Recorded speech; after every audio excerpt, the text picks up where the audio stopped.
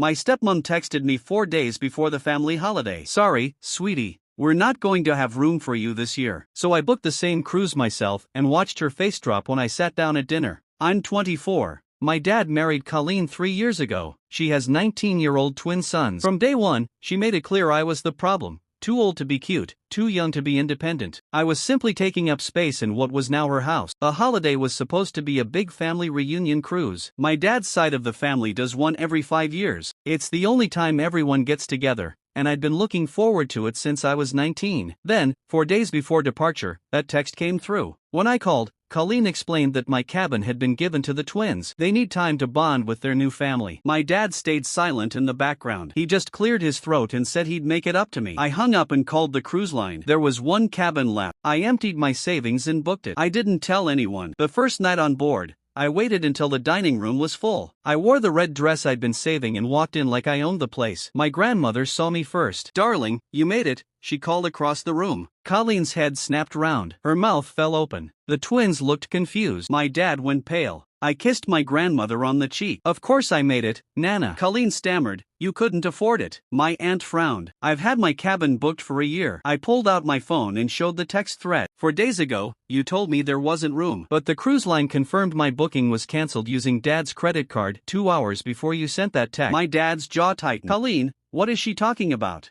"I was trying to help the twins." She didn't get to finish. My uncle folded his arms. "So you cancelled her reservation and lied?" "We can discuss this later," Colleen hissed. "No," my dad said quietly. "We'll discuss it now." My grandmother stood up, lifted her wineglass, and poured it over Colleen's head. The dining room fell silent. "In this family," Nana said coldly, "we do not abandon our own." Colleen ran out, wine dripping from her hair. The twins followed. My dad sat frozen. I took the empty seat. Over the next hour, I told them everything. Every snide comment, every time I'd been excluded, every family photo I'd been cropped out of. My aunt even pulled up Colleen's social media pictures where my belongings had been edited out. My dad's expression grew harder with every story. That night, the twins knocked on my cabin door. They looked miserable. "We didn't know," one of them said. They showed me texts from their mom coaching them on what to say, instructions to make themselves the center of attention, rules about never mentioning me. "She's been planning to push you out completely," the other admitted. "She wanted Dad's money and inheritance to go to us." The next morning, my phone rang. "Your father has upgraded your room to the owner's suite." When I got there, my dad was standing on the balcony, eyes red from crying. "Your stepmother has been escorted off the ship," he said quietly. "I've also contacted my solicitor." I sat beside him, and we watched the ocean in silence. Then he turned to me. "I need to tell you something about your mother's life insurance policy, the one Colleen has been managing." My blood ran cold. I couldn't fit what happened next into this short video.